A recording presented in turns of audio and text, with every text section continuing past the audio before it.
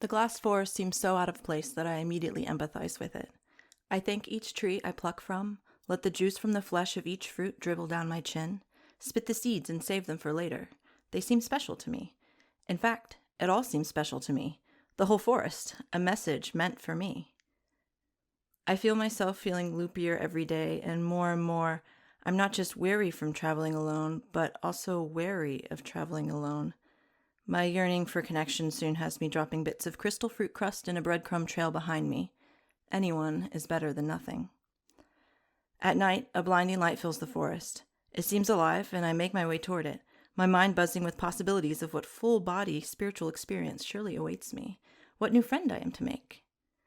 I can sum up the entire affair in one word: rude. Disappointed from the silent and cold demon who turns out to be absolutely no fun at all, I'm delighted when I come across a very charming fellow, or rather, he comes across me. He introduces himself as one of the finest bats left in the flats. He proclaims himself a spectral bat, completely unlike the other bats. In fact, I eat them up just like that, he snaps, as all his kind are, whether woefully or willingly, wont to do. Himself willingly, he explains, subsequently stating satisfaction in his solo status. He throws his head back and yells at the top of his lungs, "Fruit bats are the worst!" and tells me he's been following my trail, hoping for a meal. With a pompadour of epic proportion and the conviction and diction to match, I can hardly question his quest or addiction, so of course we make fast friends with a catch. I tell him I'm just looking for some fun guys to hang out with, companions for an otherwise joyless journey. Half listening, eyes glistening, "Fun guy," he yells, spreads his wings wide. "I know just the place." With a thrust of his cape, no doubt from a vampire bat he ate, he spins and marches forward, and I follow, all but basking in his bubbly babbling.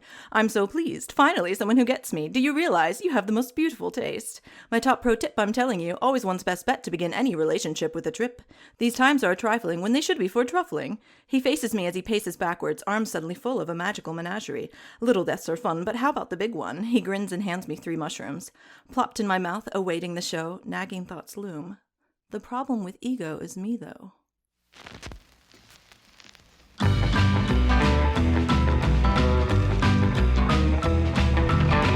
Wake up to the job at the bell. No sweat, now I'm feeling swell. Gee golly, it's a beautiful day. I'm gonna burn my troubles away. I'm going nuclear, light up the town. The walls that hold me, I'm melting down. I'm rising up like a mushroom cloud. I'm going nuclear, light up this town. That's right.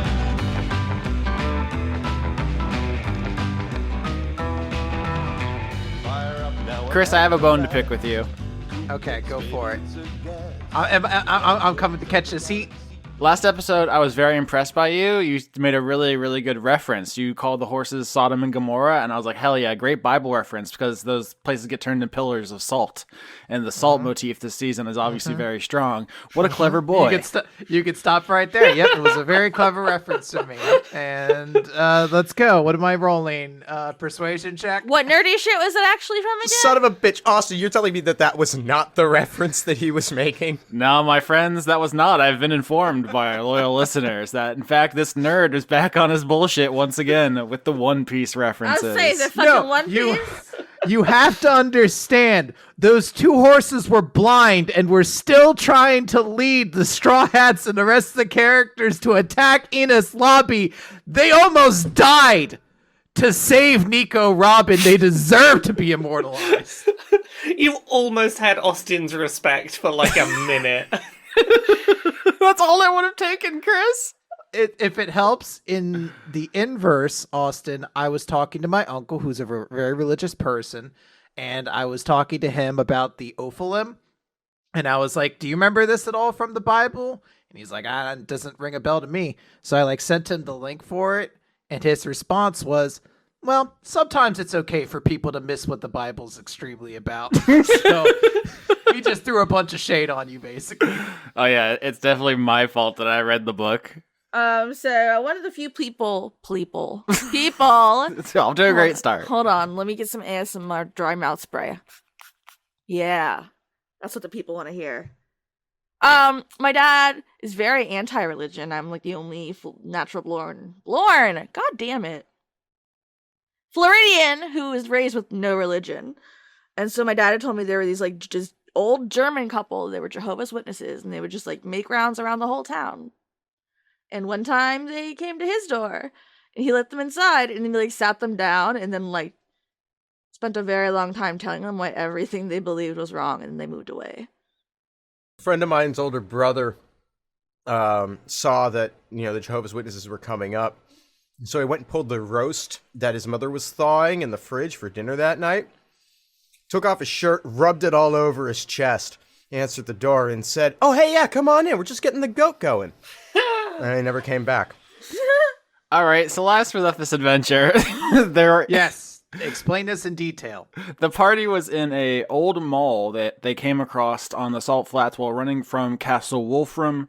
Khorton is actually currently jammed in a porno booth with the Gith Weaver. We will return to them in a moment. They're having some very intimate conversation in the mind realm, but that's not for us right now. Let's rejoin the rest of the group, who is currently being swarmed by cannibal halflings in the rest of the mall.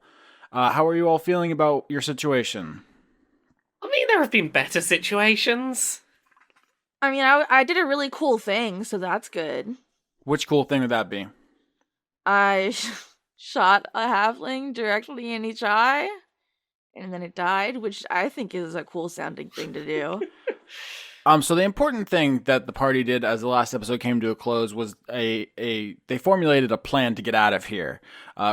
Vindrass pulled the fire alarm, soaking a bunch of the mall, and then Sabrina froze this water on the ground to create a bunch of ice slides. And the plan is to fire a bunch of canoes out of the mall and onto the flats to confuse the God King's senses so you can escape, because he can tell when something's touching the flats but not exactly what it is. So by overwhelming his senses, you can escape into the night.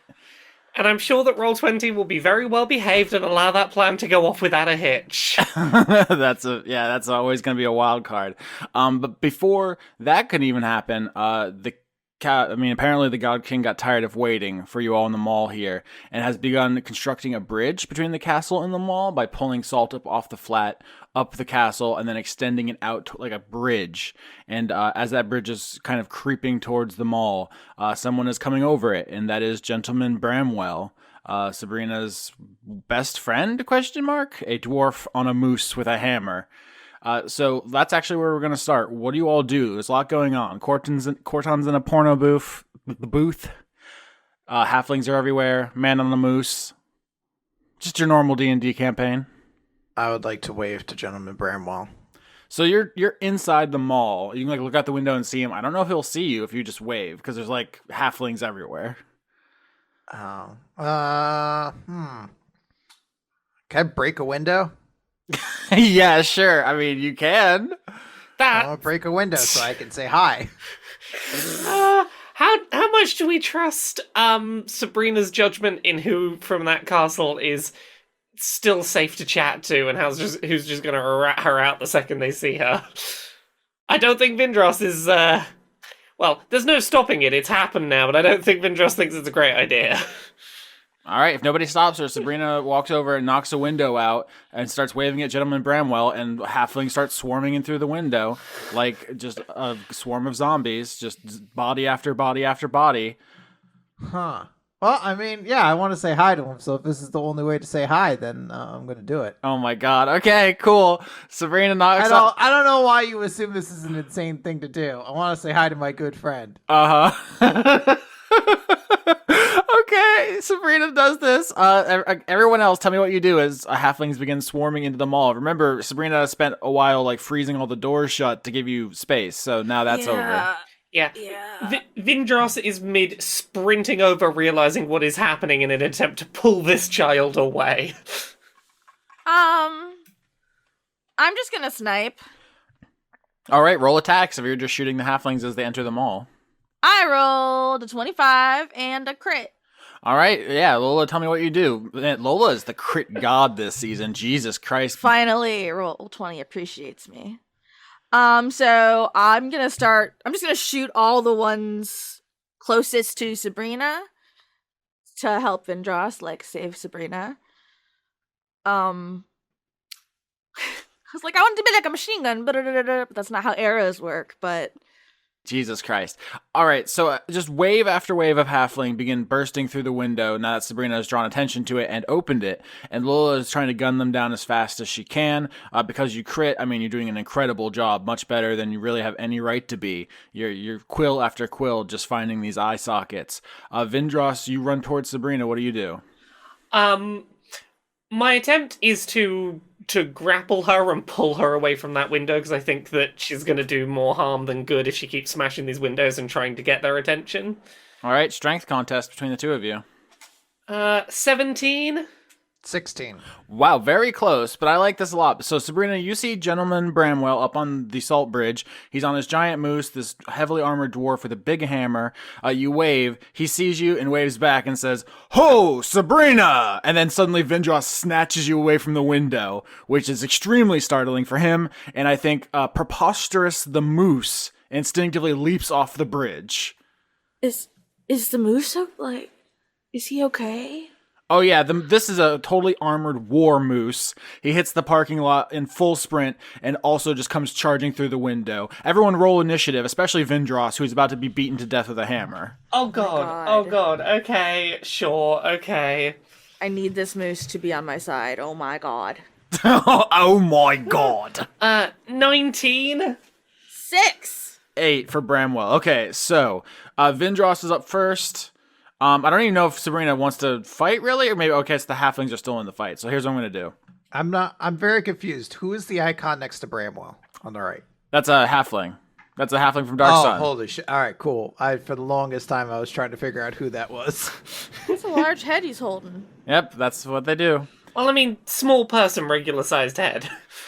Vindrass, you pull Sabrina away from the window, and Gentleman Bramwell reasonably assumes you're kidnapping her, leaps off the bridge, and has burst through a different window, probably. Just this place is now filling up with halflings the way the Titanic filled up with water. So that's going on in the background, but it's your turn. He's coming after you with the hammer. What do you do? Okay, Vindrass is going to cast Shield of Faith to give herself a +2 to AC.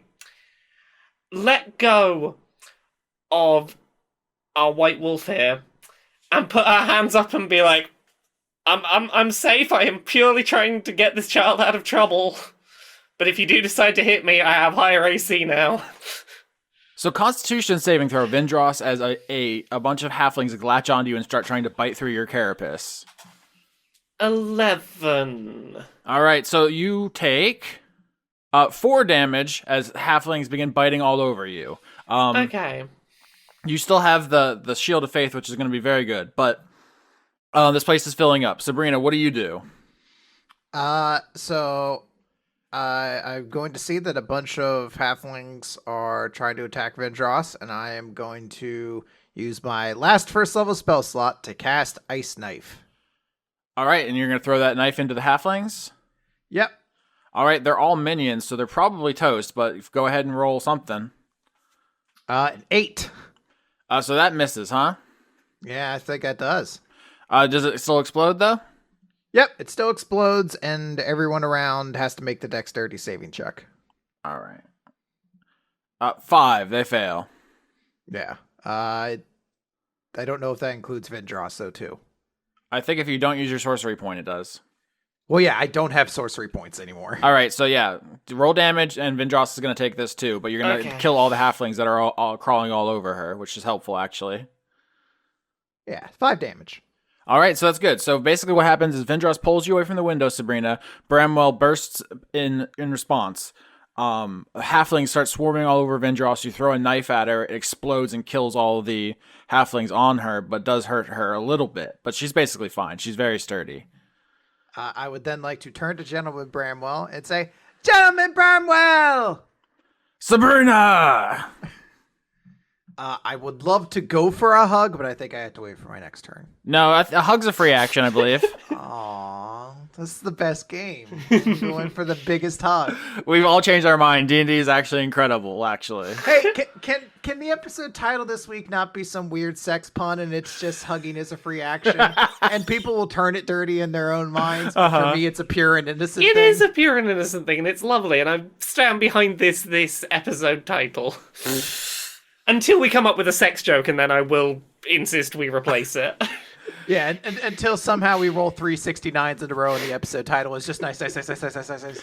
Okay, so actually, you can move on your turn, Sabrina. Use all your movement to go up to Gentleman Bramwell.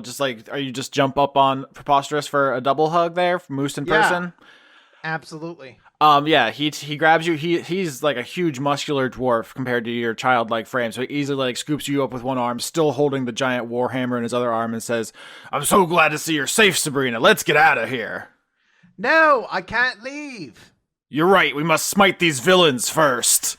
Hey, we're not villains. We're not villains. I just didn't think it was wise for her to stand and go, "Hey, hello, here's a way into the building people who were trying to take me." So Bramwell rides Preposterous near Vindrass and swings twice with his hammer. 11 misses, but then we got a crit. That's fun. Oh, fun. Fun. That's not actually fun. It could be. That's 28 damage, my friend. Jesus. I'm unconscious. Holy shit! That's quite a crit. God. That's Oh god. Well, that's what, 28? Yeah, 37 damage I've taken in the space of like 2 minutes. What are the chances of that? Your AC is like infinity. The only way he could have hit you mathematically is if he crit. Yes. Or Thanks. it's the season where Roll20 just fucks with us. Yeah. I was looking at these stats like, okay, so Bramwell literally can't hit Vindrass, so it doesn't matter what I do here. Yeah, Austin. Is that right, huh? All right, paint me a picture, Laura, of how this goes, because he's just like yes, you're right, Sabrina. I must smite the villains. Runs over and just hits you with the hammer. How do you picture this? I think this is a smack straight to the face. Vindrass goes flying, and I think that nose is pretty damaged. Oh, not again! Wait, do you even have a nose? Hold on, let me Google mantis nose. I don't know how Thrycreen work. Do they have a facial protrusion? Yeah, I feel like I'm gonna look it up, but I feel like mantises have like almost like a snout kind of. They have like a beak. I think Vindrass has shouldered this beak first.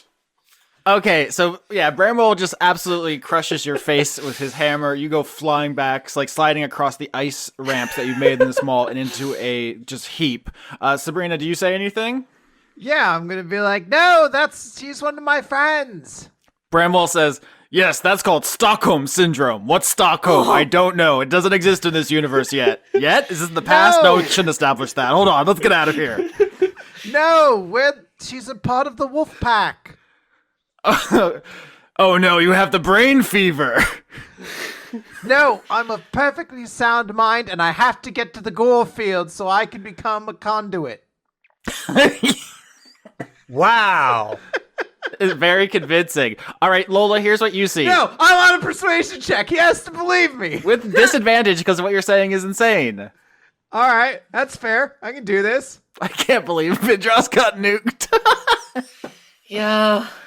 Vindrass is having a great season. 10. No. Okay, here's what Bramwell... But I said it so confidently. Bramwell ruffles your hair, turns Preposterous around, and goes to try to ride the moose out of the mall. Lola, you see Vindrass crumple to the ground with her face bashed, and you see Sabrina's about to be kidnapped again. Reverse kidnapped, taken home? I don't know. What do you do? Seeing Vindrass get like whack-a-moled, I want to go for Sabrina, but also I don't want Vindrass to die because that'd be shitty. So I'm gonna go use Sloth Green's magic bee snoot to keep her from death's door, which I guess would be a medicine check. And then Khorton, what are you up to? I don't know. What is Khorton up to? Well, Khorton is with Weaver, the Gith.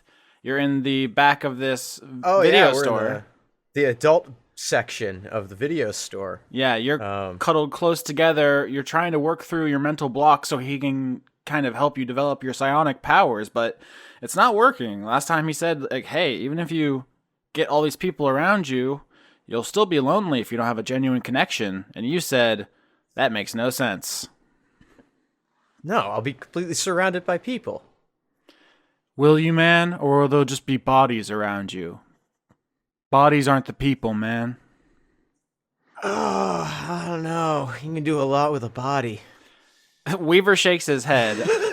A lot of people in the audience pointed out that the art of the Gith gives them very flat noses. This wasn't intentional. I had no idea you were going to choose to lose your nose, but it is very funny to imagine them like their faces very close. Your nose is off, and his is just ever so slightly raised off his face. Anyway, just two flat nose fellas. It's a good image. It is. He seems pretty discouraged though. He says, "Listen, man, the halflings they're coming from everywhere, and if we don't have like the psychic power to like visualize this, man, they're gonna overrun your friends. If we can harness our powers together, man, we can see them from every direction and like tell your friends where they're coming from. You know what I'm saying? Like a mind map in the air." We'd be able to like sense where everyone's coming from.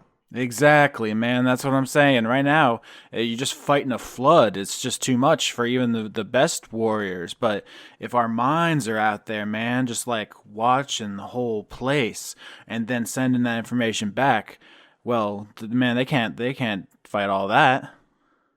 I mean, we can connect. I don't know what your preference is. Nah, man, not like that. We're in the mind space now. You know, when all the walls fell away and it was just the curtain and us in the mind place? You remember? I mean, heck, if there's no sort of... I mean, what are the limits here? The limits are your imagination, man. Khorton imagines a large pyramid. Uh-oh. Uh-oh. With the torso of the mech at the top of it. Oh my god.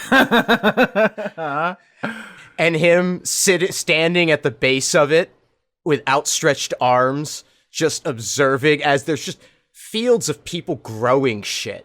Mm-hmm. And like and children playing and none of it at there's no blood pouring down the walls of that pyramid. Absolutely none. No blood. That's a very specific denial, but go ahead. It's not blood.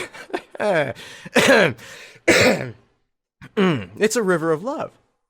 Okay, so, I mean, Weaver sees this vision of you as, like, the leader of this community that you're trying to work towards. Your iconography of the glass demon on top of your building of worship here. And he says, you can't, like, imagine yourself among the people, man. It's always got to be you in charge.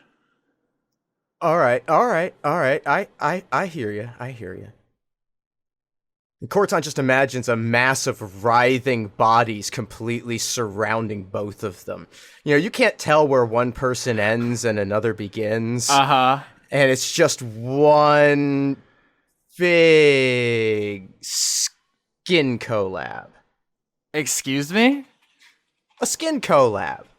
I heard you. I don't like the phrase skin collab. No, it's Hold on. Is it skin collab? Because that's how you spaced it out. I'm trying to jazz it up, you know, make the orgy good for both the bedroom and the boardroom. Do you do jazz hands while this is happening to jazz it up? I think at this point, like, Weaver just, like, sighs. And it's just like, I don't think you're getting it, man. This can't be all there is to you.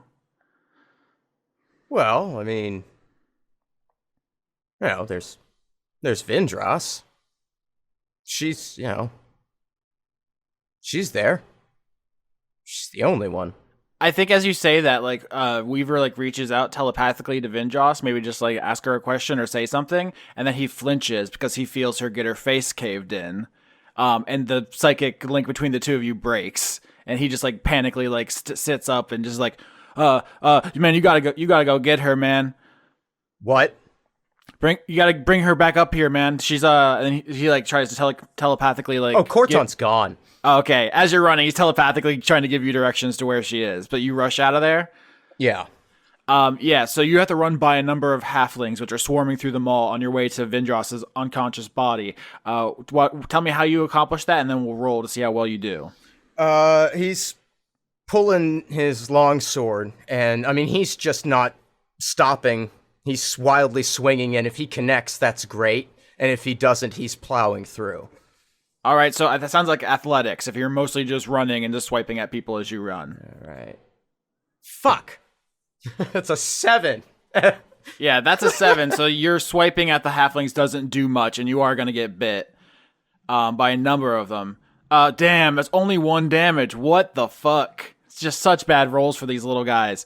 So they're biting you all over, but you're just running through, and the power of love is compelling you pretty strongly at this point. Okay, so I'm going to scoop Sloth Green Beans up still. I'm assuming I've hung them on like a pole or something. They love that shit.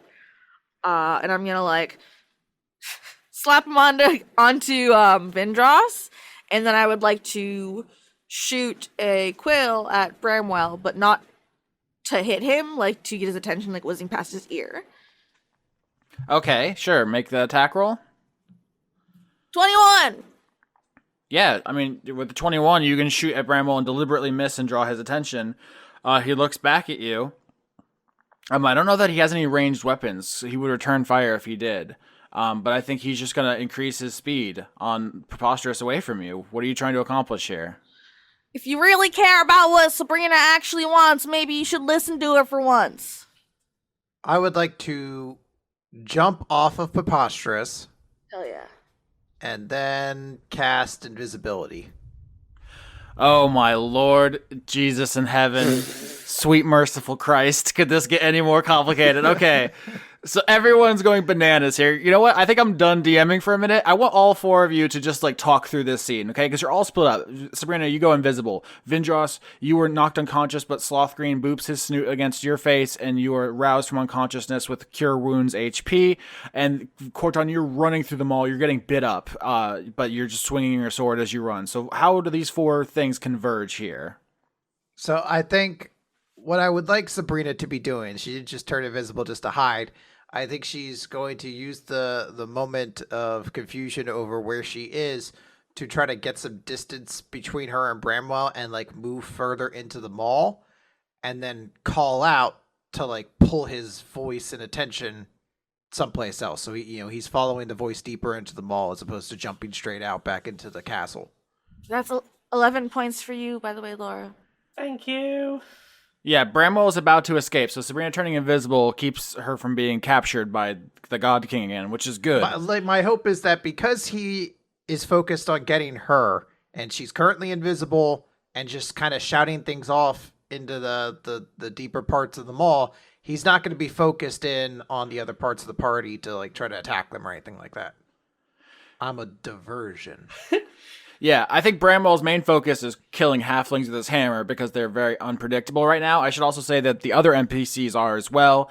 Zur is flying through the air, throwing knives into people, and obviously Staples is running around crushing anybody she can get her bone on.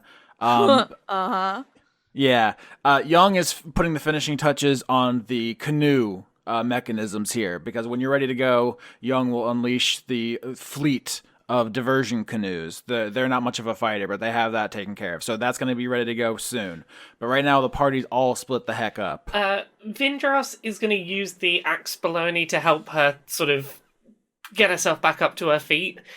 With a lot of blood still on the face, is going to summon a spiritual weapon and start taking some big swings at these at all these halflings. Yep, roll that. Yep. That's a crit. Hell yeah, Vindrass. Fueled by anger. This is such a more badass response to having your face hit than Khorton's. Vindrass is like, no, I'm not fucking having this. Yeah, so paint us this picture. Okay, let's see what sort of damage it does, and then we'll paint the picture. So that's 9 damage, is what, doubled to 18. No sooner than she's on her feet, Vindrass looks around, she sees Bramwell sort of on his feet and fighting, and is really, really fucking pissed off and is like, I can't get over there. You are very strong and over there far away. I can take my anger out. So she just starts big left to right swings, just trying to take as big a swath of these things out at a time as possible. I don't know why, but I thought you were gonna say she's big dick in it. I mean, she is big dick in it. She is big dick in it, yeah. So you crit, which means you succeed beyond your wildest dreams here. You clear enough of these out, and you will continue to do so for the foreseeable future. That they're not going to be an immediate threat to the party. It's like if you're playing like Dead Rising and you get a really sweet weapon and you just clear the whole area. Like, yeah, there's still zombies out there, but you're relatively safe for the moment. Khorton, I think you like run into this area of the mall up from like where you were, and you like come around a corner and you see Vindrass just standing in a field of dead bodies. Her face is like injured, but you came here expecting to like save her, and she is the vision of badassery. You are doing great.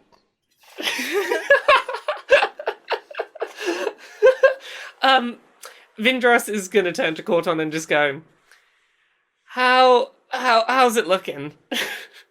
You're a vision of beauty. Thanks. But where's the girl then? Avoiding the Moose and Friend. That sounds like a great children's TV show. What, Moose and Friend? Moose and Friends, yeah. Yeah. Yeah, I gotta say I like this Weaver guy, but yeah, I don't know if it's gonna work out. I mean, he's real clingy, but I can't get, I can't seem to get anything going either. It's wild. Hey, well, we'll talk about it later. Yeah. So yeah, no. The kid is hiding from the person who smashed my face in. So and that is the guy on the moose. Yes. Got it. All right, so the party's caught up now, at which point actually Weaver telepathically contacts you, Vindrass, and says, hey, so it didn't work out with the handsome guy. How would you like to be psionic? Wait, what? Yeah, not everybody's cut out to have the sight, Some people are they just got too many mental blocks. You mean and it didn't work for him, huh? No, I tried, but he whatever his hang-ups are, he can't get past the surface level, like the flesh. And it's like, man, it's time for the new flesh of the mind. Probably not the best time to work this out. I think this might be the only time. If we can't join our minds together and see every direction, they're going to surround us and we're all going to die in here, so... If we're all going to die if we don't... Sure. Okay, so this is interesting because it kind of represents a possible, depending on how people interpret this, like a betrayal of Khorton because he is like the leader and he wants to have all the powers and stuff, and this is like the apprentice passing the master. Yeah. So if you like take to this immediately, it could create friction in what is otherwise like a really lovely dynamic you have. Here's the thing. I don't see this as that. I think for Vindrass the hesitation is more on the fact of, wait, Khorton, he's Khorton, he's perfect. He couldn't do the thing? And that's sort of hanging up a little bit, but I think the main thing that's driving her to do it is just, if the alternative is everyone dying, Vindrass does not want that to happen to Khorton. Yeah. It makes 100% sense why she would do anything to keep him safe, but it is like planting the seeds of like, how is he not good enough, but I am? Yeah, that is definitely another seed in the what's going on with Mr. Perfect Khorton, huh? Is there a store in the mall where you would like to learn psychic abilities? Hot topic. I mean, Hot Topic's got the perfect energy for it. I knew you would agree. I mean, it's got like teenager trying to be a witch energy. I mean, some of us still buy things from there. We were literally in a Hot Topic like in the last month. Oh yeah, I went there with you. That's right. Shopping at our competitors, granted 16 states away, but still, Austin, I'm hurt. I got a Gudetama pin. I don't know what you want from me, Chris. I didn't shop. I was a chaperone. Vindrass, what kind of feet are you interested in? I will read the list again from the Unearthed Arcana. I know you mean FEAT, but it really in these circumstances. Yeah, show feet, Vindrass. What kind of feet am I interested in? Corton's feet. No, okay, if you're a feet pervert, this is going to get much more difficult. The DCs all go up. I feel like that's less weird. I feel like that's a lot more common than people want to admit, honestly. Lauren, please do not go into your feet person rant right now. I'm not a feet person. Wiki feet exists. Wiki feet exists. If you needed any other proof for the proliferation of the foot fetish in our society, there's an entire website widely trafficked. So, Austin, what are the magic powers I can have? Thank you, Laura. You're my favorite person. They are metabolic control, which is you have refined psionic control over your body's functions. There's telekinetic. You learn to move things with your mind. There's telepathic. You awaken the ability to mentally connect with others. There's Tower of Iron Will. Your mind's defenses are formidable. And wild talent. You awaken to your psionic potential, which enhances your mind or body. Okay, I think the one that Vindrass would be drawn to is the ability to mentally connect with others. Okay, so you're going to run into the hot topic to become a telepath. Yeah, let's become a telepath. Okay, so you run into this really dark store with all kinds of really loud art on all these T-shirts. I think Weaver's in there. He's in a My Chemical Romance T-shirt, obviously. Nice. Not a JoJo's Bizarre Adventure one? Oh yeah, they sell JoJo stuff now. There's a lot of anime. That's where I got my JoJo shirt. So does Fuzzy Wall. Sigh. Is it in Tallahassee, Florida, Chris? Why can't you come to Harrisburg to support local businesses? I don't even have a driver's license. What do you expect from me? He has an online store, fuzzywall.net. Oh, really? Yes. Okay, so Weaver's in there. Vindrass, you run in. Do you do any dress up in here? See, if you've swapped him to the JoJo stuff, Vindrass is taking the My Chemical Romance stuff.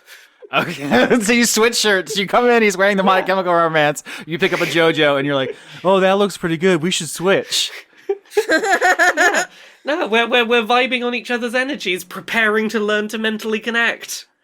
I mean, I think the dress up montage is part of it, right? Like, it's a Yeah. pretty emotionally honest thing to be in here and trying to dress up. Especially these are like pre-apocalypse clothes. I don't actually know how well they hold up, although physics don't really work extremely well in Wormwood.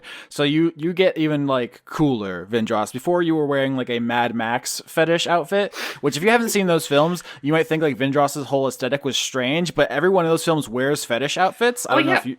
The Mad Max films definitely paint a picture where as soon as, within a couple of weeks of the world ending, everyone just decides to wear their bondage gear outside. Yeah, so that was actually a totally normal choice for your post-apocalyptic character. Yeah, like that is 100% what I was going for. But now you're dressing more like a cool mall teen, which is an exciting development. And Weaver sees that and he says, "Do you feel like you're expressing yourself more honestly now?" I mean, I feel like I am opening myself to trying new things. That there may be more than just the one path that I had laser focused in on. Yeah, you seem like you're open to trying things, but you like get caught up in the things you try and let them control you, you know? I'm feeling a little called out. Just a little bit, just a little bit. What so this is also the same thing where him and Khorton like mind melded and the walls melted away and you were like floating through the mindscape, and he does this to you as well. So you're in this extra dimensional space hot topic in your mind. I heard myself say that and I'm wondering how I got here. But that's You're welcome. That's where you are. Thank you for being the best DM anywhere. And he says, "So like, how'd you meet Khorton? Like, how'd that happen, you know?" So, I left home looking for adventure. I know that a lot of Thri-kreen, our lives aren't terribly long, and a lot of us just sort of blink and you miss it a little bit. So I was just off out into the world trying to work out what I wanted to do, what my use of my time was going to be, and I hadn't been traveling long. It sticks out a lot to me. I saw this man just being chased by this huge, huge crowd of people. Like, I have never seen such a large crowd of adoring fans just sort of furiously chasing after someone, like, shouting and screaming and desperately trying to get at someone. I thought, well, it's very clear that this is someone who, needs some help getting away from his adoring fan base. So I saw this man in need, I scooped him up, and I leapt up onto a rooftop and got him out of sight. Just tried to help, make sure that he, could get some breathing room. And, we got talking, and I was kind of instantly enthralled. He had this real charisma, this real energy about the way he talked. He was just so full of confidence. I just couldn't help getting swept along with him, and, now we're here. Yeah, I can see that. Like, confidence is attractive, and it's like, it makes you feel confident when someone else who's confident, like, sees in you your potential, Does that make sense? I mean, yeah, like, within... Gosh, time flies. I don't know how long it was, but... I'd not even known him that long, and suddenly he made me feel so great about who I was and what I could be and what I could do, and he brought the best out of me. So, like, if he wasn't around, you wouldn't be your best anymore? He's such a big part of my life that I haven't really thought much about what life would be like without him, because I don't want to think about that. I like what life is now. Now, see, this is what we call a mental block, where, like, the infinite potential of your mind can go anywhere and do anything, but you, like, can't picture the future because you're afraid. So what I'm going to need you to do is, like, reach in there and really picture Vindrass without Khorton, just, like, doing her thing, Just, like, rocking out. Vindrass ends up picturing a much more, like, confident warrior version of herself, someone who's much more, like, let's say, stood weapon held high at the front of a battle, maybe coming over the crest of a hill, sort of the very traditional, like, heroic imagery. And I think sort of juxtaposed to the side of that, you also have Vindrass, after a battle is done, tending to people, and I think that's a bit hazier because she's got concerns about whether that would still be on the cards if Khorton wasn't around. But I think that's the two sides of the picture that she tries to pull together, is a version of herself who is much more competent and less prone to being kidnapped, and more sort of heroically like, no, I'll take the charge. I am capable of doing the rescuing and not being constantly trapped under floorboards. And then when everything is done, she gets to patch everyone up and make sure they're all okay and look after whoever it is that she's traveling with. Trapped under floorboards, hugged by giant teeth, pulled into the ceiling, hit in the face with a hammer so hard you black out, those kind of things. Yeah. The version of herself who's like, no, I would be better than that because I would be the hero. I think a lot of it is, this is the version of Vindrass that, like, has the level of confidence in her ability to be the hero that fucking Sabrina has. That level of, like, yes, but I'm the hero.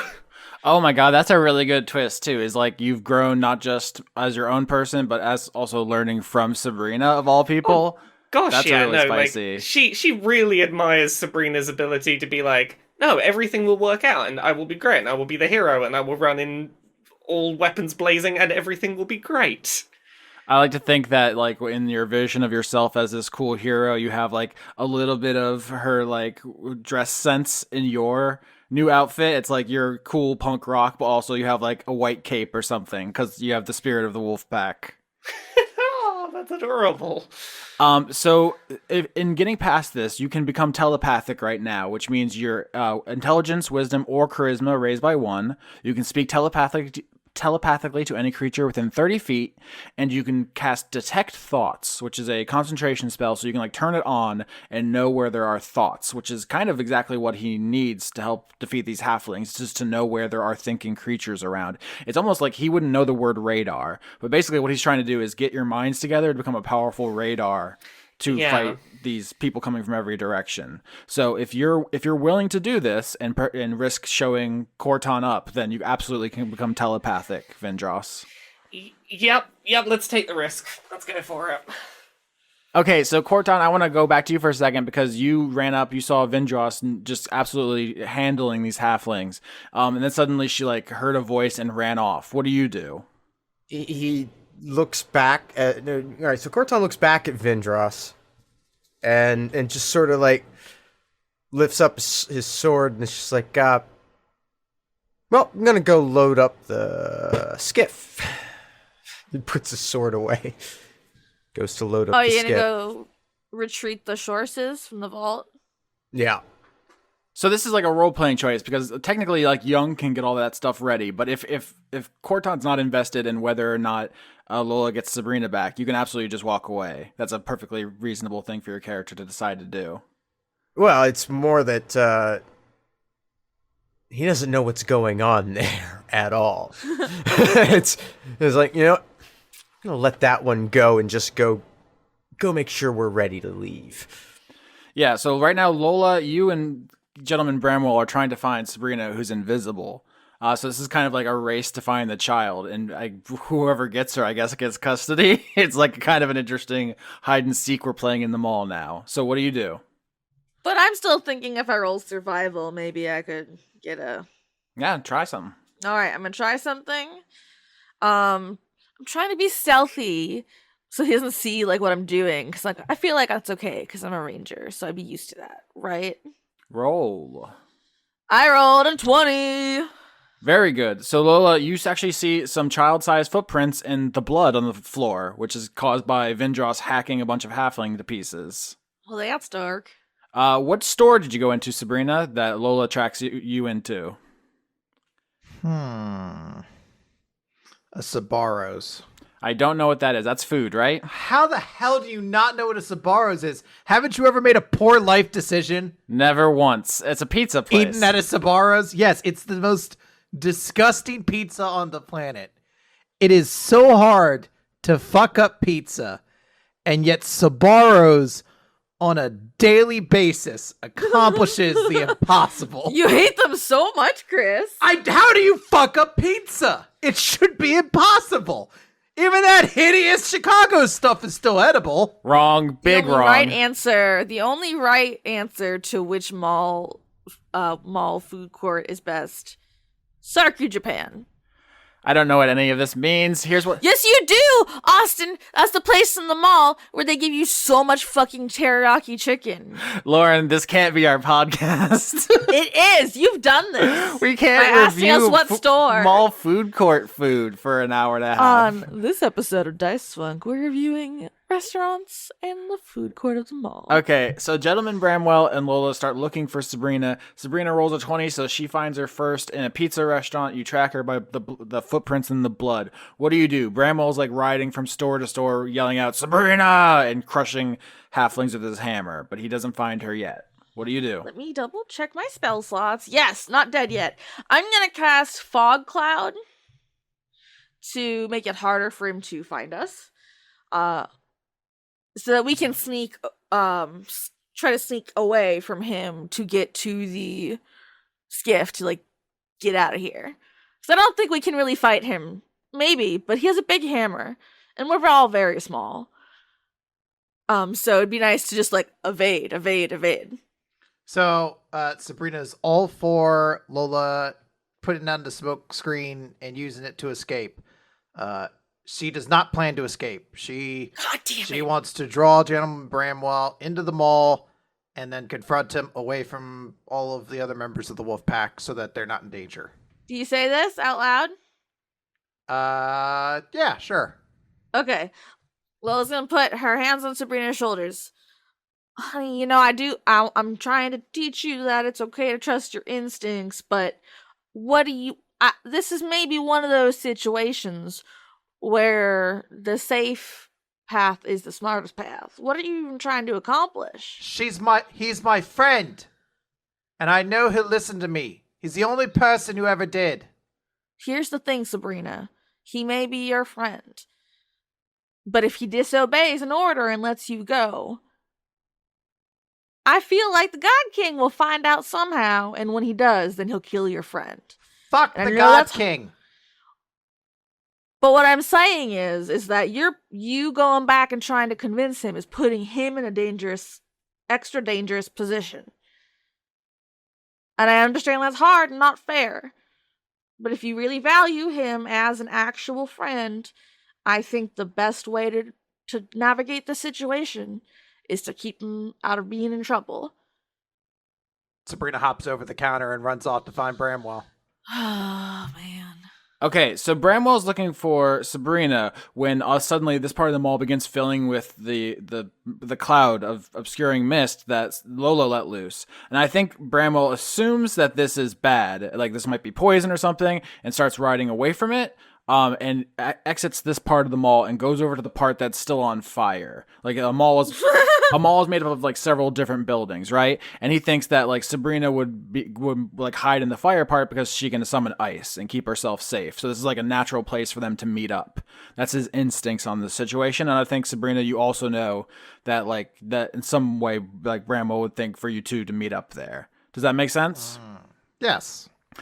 So when Bramwell exits this part of the mall on the Moose, he's in sight of the castle. And at this point, the God King is inside Castle Wolfram, waiting patiently, or actually impatiently, for his daughter to be brought back to him. And he's tired of waiting. And so the bridge that was basically crawling away from, that was like reaching out from the castle, shatters and begins raining down pink salt daggers of just like shards and shrapnel down on the swarm of halflings in the parking lot. And they are just like riddled with these pink shards. So that's something that's happening in the parking lot.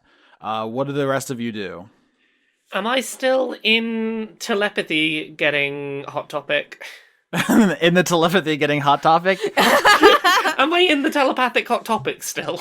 It's up to you. Do you want to paint a picture of what this looks like? Is there a visual thing? Do you just suddenly just like stand up and walk away and go, okay, I'm telepathic now, bye?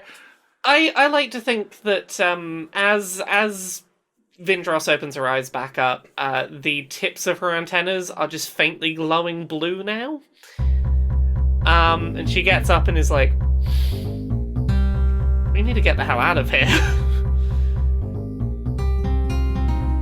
Yeah, so you can cast Detect Thoughts now, which basically is like you have a radar for people who are thinking. So if you run out into the mall, like you're surrounded by all these halflings, you know which direction they're coming from. Eventually you could figure out where Sabrina is hiding. You can find out where Lola is in the obscuring mist. Like this is a pretty powerful ability in addition to you being able to just talk to everybody. So now you're like the key factor in anyone getting out of this mall alive. Sorry about the pressure, Laura. I think as soon as she is down and back in the thick of it, I think Vindrass is going to attempt to reach out to all of our main group and just go, right, are we all ready to get out of here? Because we need to get out of here. Sabrina ran off, so... What do you mean Sabrina ran off? I told her to sneak out with me, and then she's like, no, I'm gonna go talk to him and change his mind. And I was like, oh, that's not smart. He could get in trouble for that, too. And she just leaped over the counter and just, like, fucking booked it, man. Vindrass is going to put them powerful leaping legs to use and start leaping that way, trying to leap over those halflings as quickly as possible. Yeah, acrobatics, actually, is what I need from you. Which I get advantage on because of my Thri-Kreen legs. This is really badass. You're suddenly telepathic and you're leaping from, like, floor to floor in this mall. 12 and 17. Yeah, 17's perfectly good. These halflings are like half your size anyway, so even if you don't do the best jump, you can easily clear them. Why don't you paint this picture? You're like an anime character now. You're like leaping from like basically store to store. You can run up the walls, do whatever you want. What are you up to?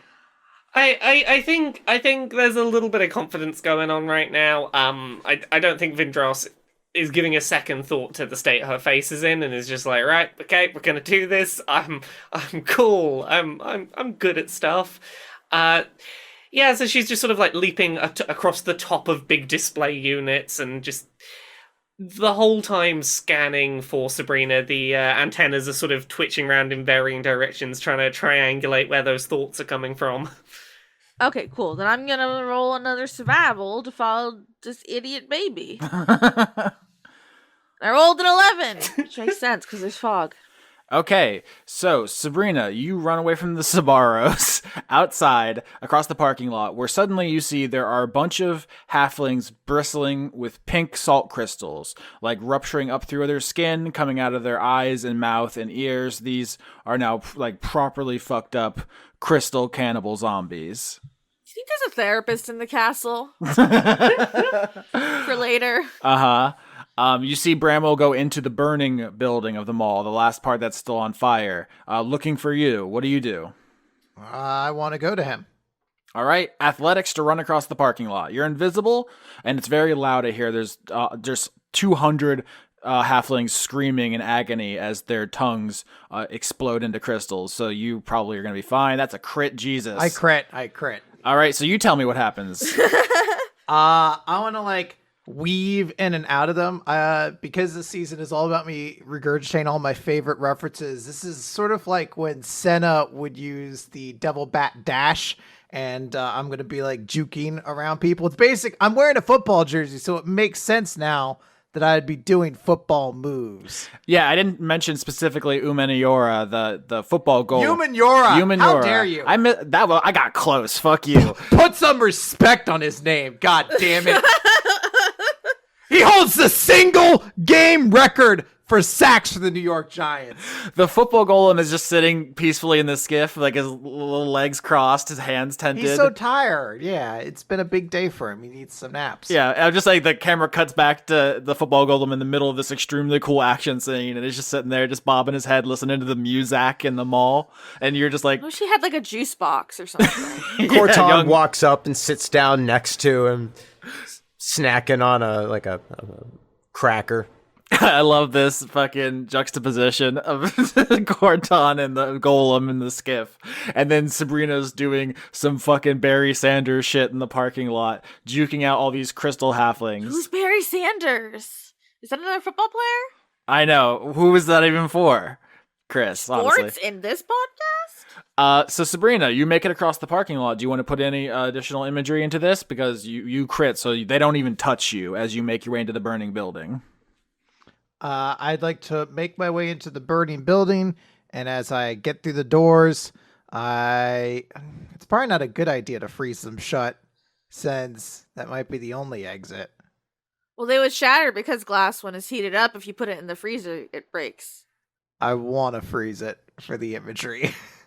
All right, so Sabrina, you enter the burning building, freeze the doors closed behind you, and you see up ahead of you, in this like burning and like inferno of a building, Bramwell is killing the last couple of halflings he can see.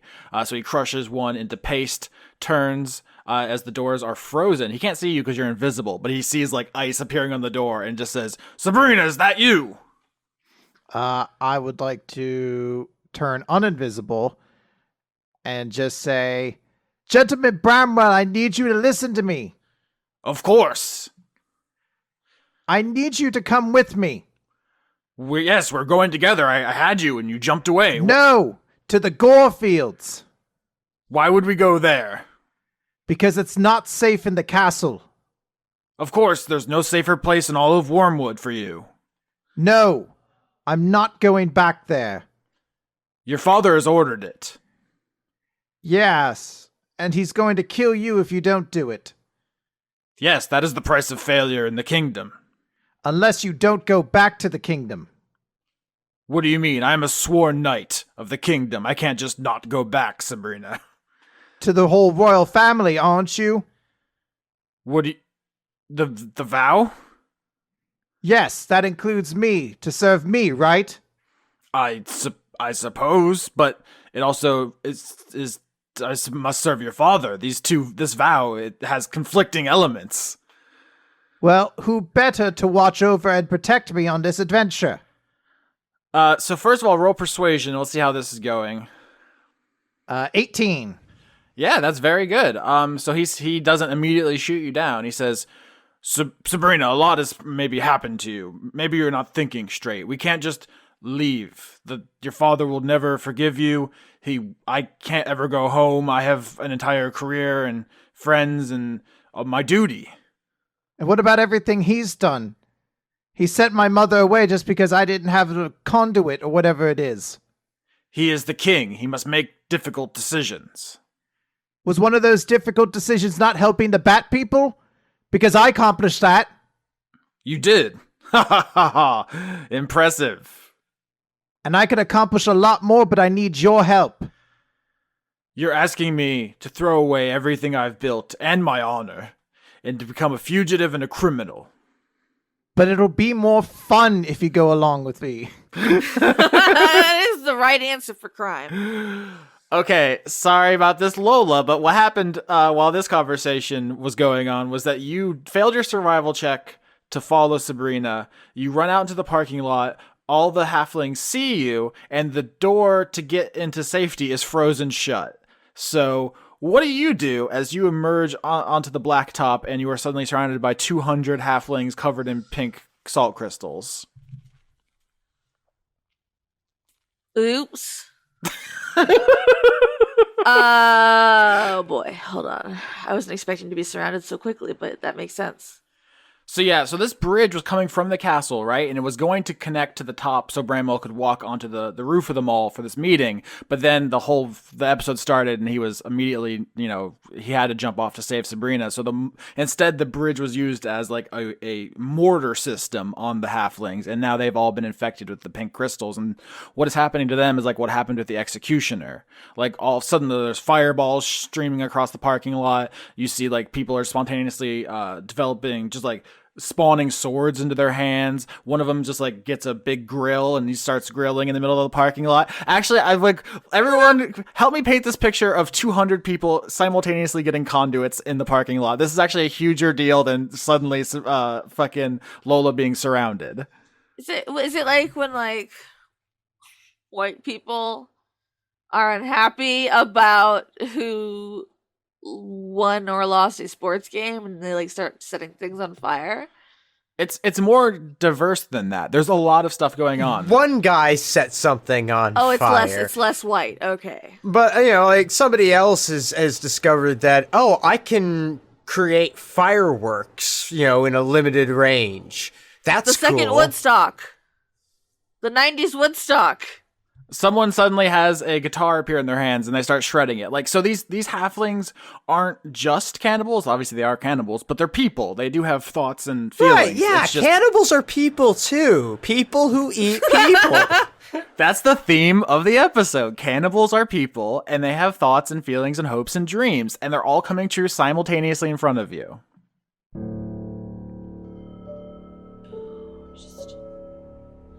I think I'm just going to keep shooting at this point. So that's a botch. Yeah, it is. The second one doesn't hit, huh? Okay, so Lola, you exit the mall and you find yourself in the parking lot surrounded by halflings. They all have these pink crystals growing out of their skin and all their mucous membranes, and they're all like just drooling just all their blood and organs out. But they're also spontaneously getting strange powers. Like one of them starts flying. One of them can split himself into multiple copies. One of them's like suddenly just like turns into pure light and like just transcends in front of you. And you start shooting the ones which start running towards you. But it's not enough, and they're just overwhelming. Basically, you get like washed away in the tide of these bodies. Vindrass, you're running through the mall. You did really well on your stuff, so you jump out. You don't even see, I don't think, Lola right away because she's just being bowled over by all these bodies. But you do see the burning building with the doors frozen shut, and that building is gonna collapse. What do you do? Do I sense that that's where Sabrina is? Yeah, the ice is a dead giveaway. Yeah, I should have worked that out, shouldn't I? Yeah, Vindrass is going to keep leaping in that direction and just try and take the axe baloney straight to the door to try and shatter sort of along the hinge. So if I look out the window, can I recognize the silhouette?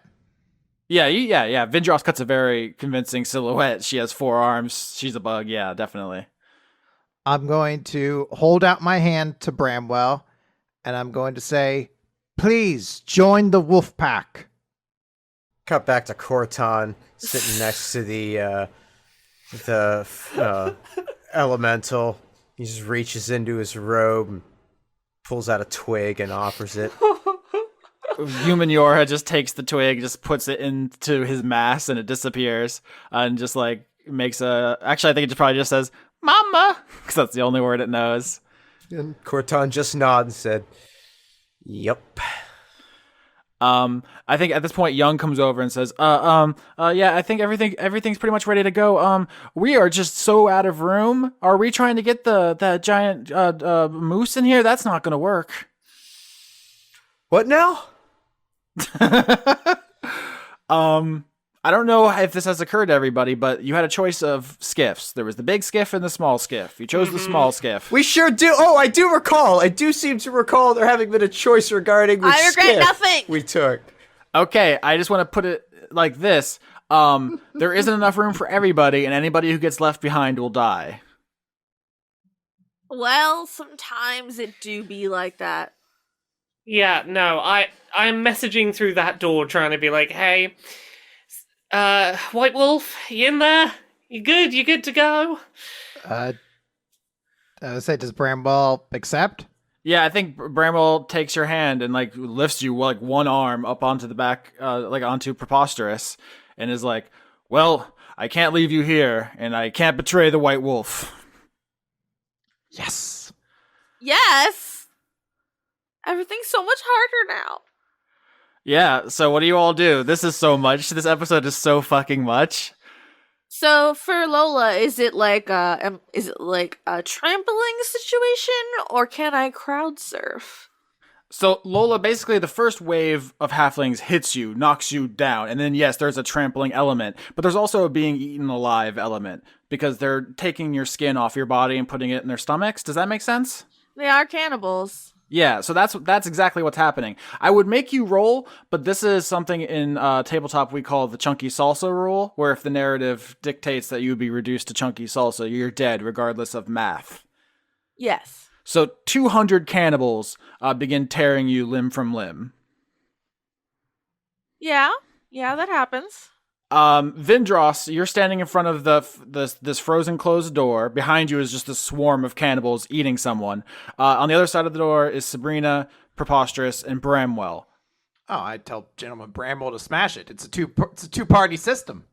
I freeze the door solid, and he smashes it with his big hammer. Either we were both getting out, or neither of us were getting out. Smash it from both sides. We'll work it together. And then the building comes down basically as Bramwell and Sabrina ride away. Vindrass, do you jump onto Preposterous? He's a very big moose. No, Vindrass is gonna backtrack the way she came. Well, here's the thing. So the skiff is ready to go, right? And there isn't enough space for everyone, or there wasn't until Lola Beans suddenly went missing. So everyone arrives back at the skiff ready to go, and you all like realize like, hey, Lola's missing. And yeah, so I'll do the NPCs here. Basically, Staples goes, "Sucks to suck, bye bitch," and gets in the skiff. Zur immediately flies off, and Young says, "Oh, I don't know. I wouldn't want someone to leave me. But also, oh god, they're everywhere. Oh, and then like they're all of a sudden the doors get kicked in, and there's just these crystal halflings are coming in. If you can give me like 2 minutes, fight these things off. I'm gonna try and look for her." Khorton stands up and pulls out the sword and says, 2 minutes. Maybe. You've seen how long I last. Okay, so at this point, Weaver arrives too. They were basically mind linked with Vindrass and enhancing her abilities. And he shows up and says like, "Hey y'all, so yeah, they're coming from every direction. We can make our final stand here and try to see how many we can take out, or we can escape. Oh, you all look very upset. Did something happen?" One of our group is missing. Oh man. Well, yeah, that's pretty bad, huh? We have to find her. All right, Vindrass, you go running off. Yeah. Bramwell looks at you, Sabrina, and says, "I can't risk your safety. You're the number one priority. I'm sorry." But I have to find Lola. I'm not leaving anyone behind. How about we defend the skiff, and we let the Thrycreen do the heavy lifting? She seems, well, frankly, impenetrable and badass. Says the man who with one hit murdered me. Yeah, and then you got up, which is incredible to him. He's like, "Yeah, I caved your skull in, and now you're leaping literally multiple stories in a single bound." So he has some respect on your name, frankly. So Sabrina otherwise would probably insist on going, but she currently has 0 spell slots, so she feels exceedingly weak. So I think she is going to listen to Bramwell and not run out because she really doesn't think she could defend herself. But she also has the utmost faith in Vindrass. Okay, so Vindrass and Zur are actually the only ones who go after Lola. Everyone else stays by the skiff and is ready to launch. The shark horses are hooked up to the skiff, to the Romance Dawn, and actually so is Preposterous, who's going to be able to pull it as well. You've added a horse to this team, strangely enough. Hell yeah. A moose, not a horse.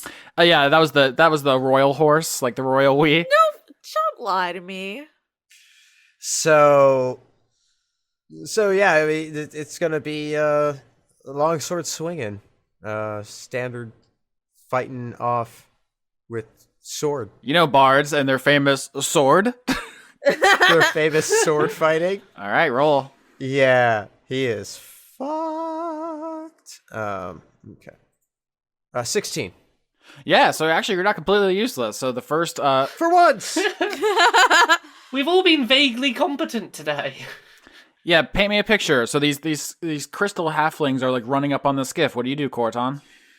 So Khorton draws his longsword out and jumps out of the skiff and begins just chopping them off at the knees, or they would be his knees, so maybe like their mid-waist, just sort of in half, and letting the sand do its thing as it sort of spills out of them and they flop over and are all sandy.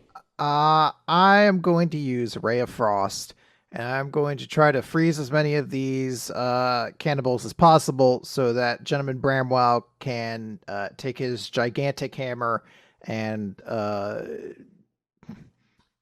cave in all of their skulls, I guess. That's his move, yeah. That's the word. So I got an 11. So actually that is good enough. I was looking for 10. There's the average to hit these unarmored tiny guys. So yeah, paint me a picture. I like to think Sabrina is standing on like the back of the skiff and she's firing out her ice magic.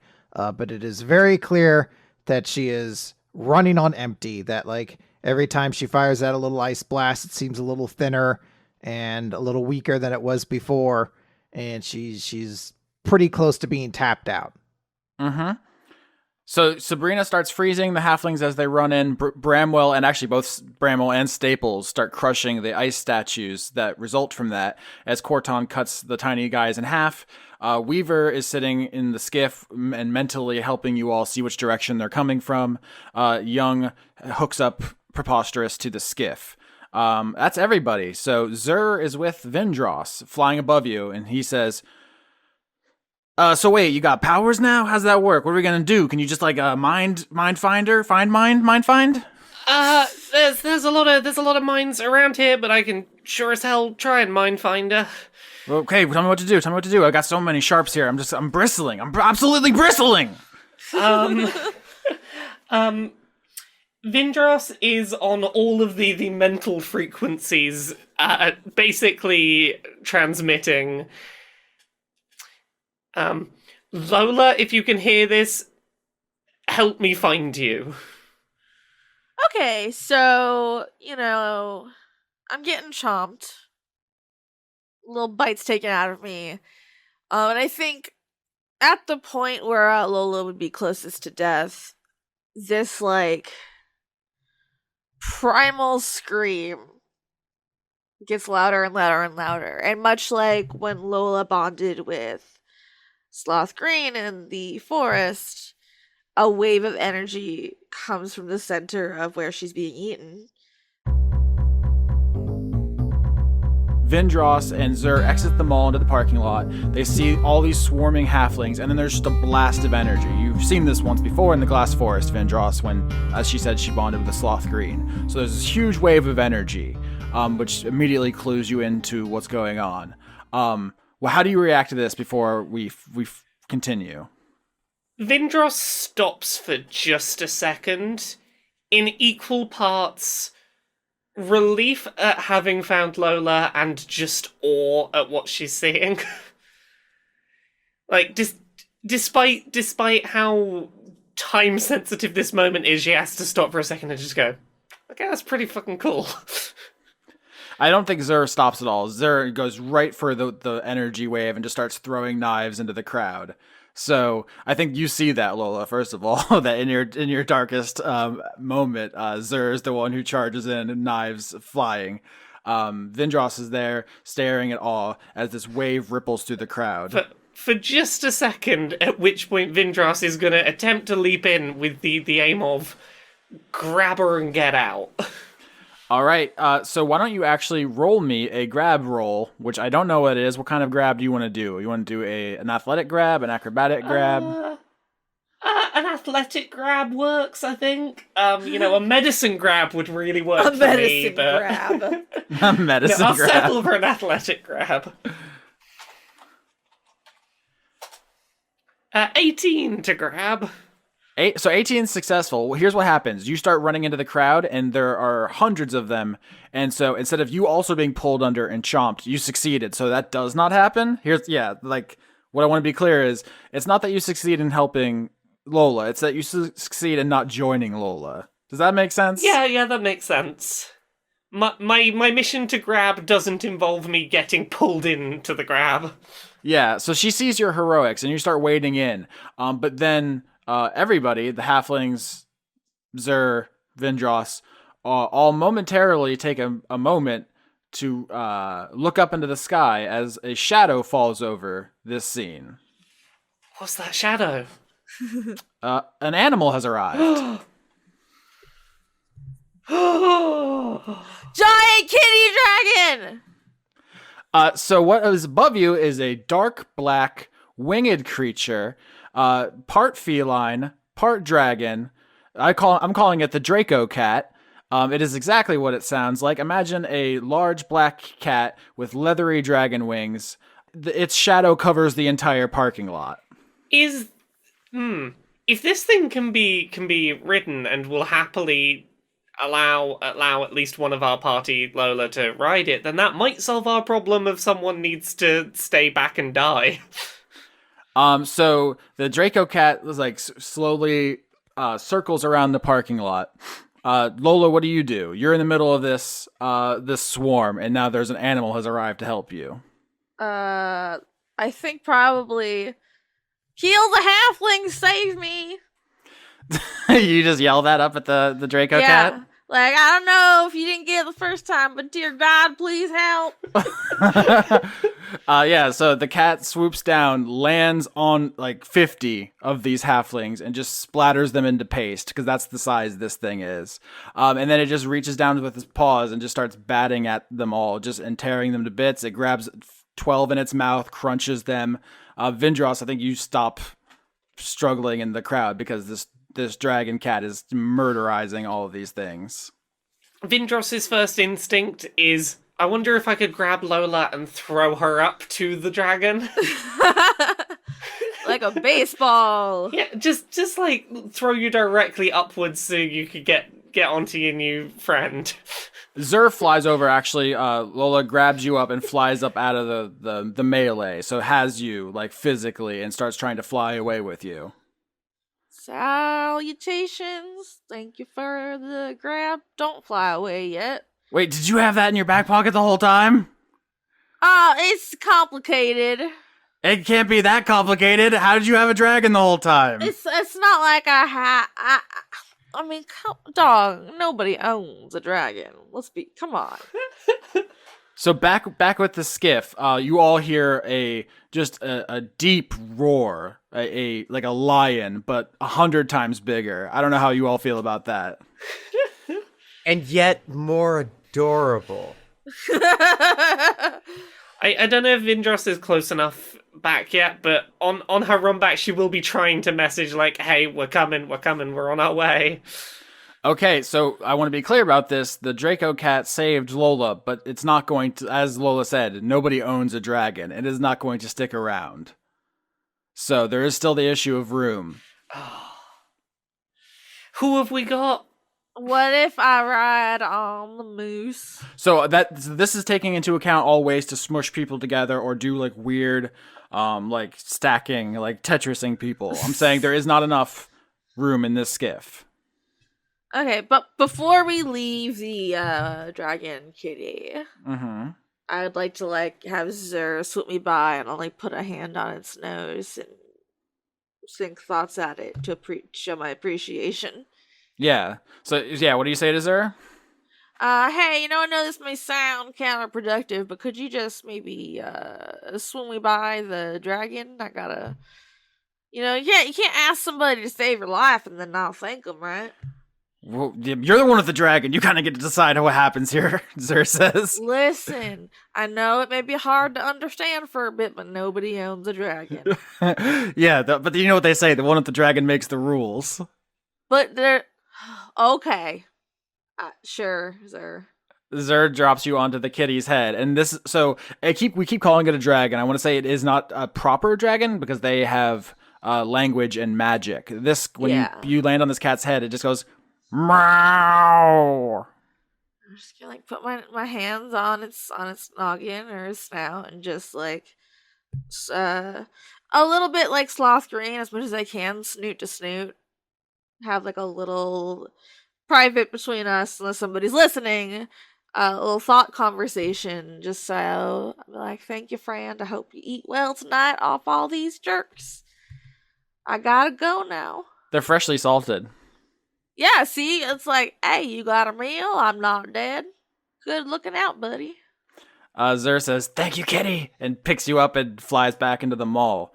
So that's ready to go. What do you all say as Zer flies up with Lola, Vindrass obviously leaping behind, and there's just not enough room. I'm going to count these folks. There is Vindrass, there is Sabrina, there is Lola, there is Khorton, there is Staples, there is Zer, there is Young, there is Weaver, there is Bramwell, and then you got the animals. You got Stuart, you've got Sloth Green, you've got the football golem, and then of course you've got the 2 shark horses and the moose. There just isn't room for all of these animals and people in this small boat. You picked the small boat, and now somebody has to answer for that choice. Now, what if we tied one boat to the back of our skiff? Like a sidecar! And one person just has to endure the turbulence essentially of maintaining while we make the big escape. Sidecar. Like a sidecar! So Zer flies over, drops Lola, and then you all start talking about this. Sabrina says, let's get a canoe and tie it to the back, and that can be our sidecar. And Staples says, I don't know what the fuck you all are smoking, but I'm not going anywhere with a person who has a fucking secret dragon.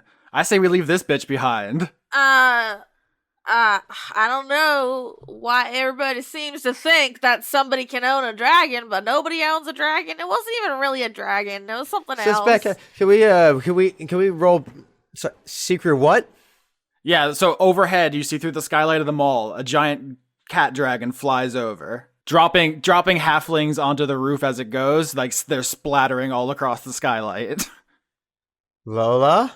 Sometimes you call a friend to come save you when you're getting eaten by hundreds of cannibals. Weaver says, yeah, I guess Lola wouldn't have been a good option for the site. She's got all these mental blocks here, full of secrets, Lola Beans. My secrets are no harm to anybody else. You know, unless you're a cannibal halfling.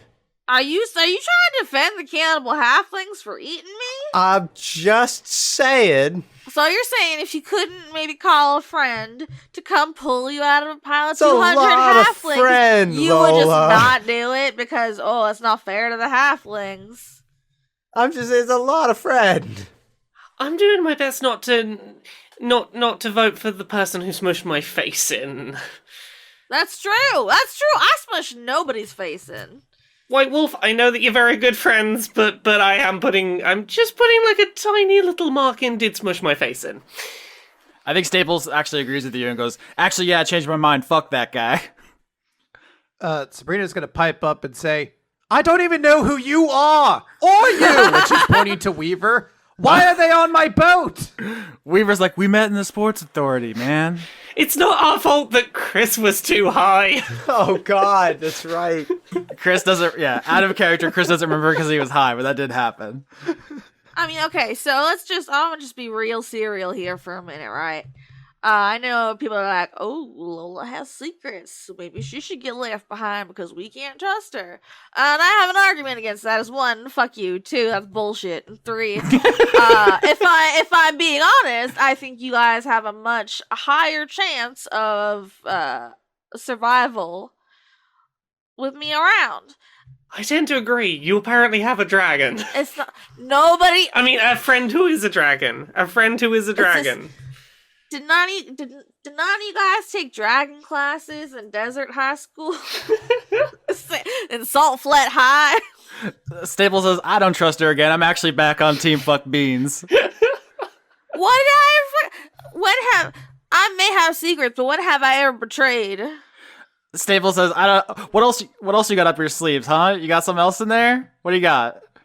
It's personal. Do you got a bear?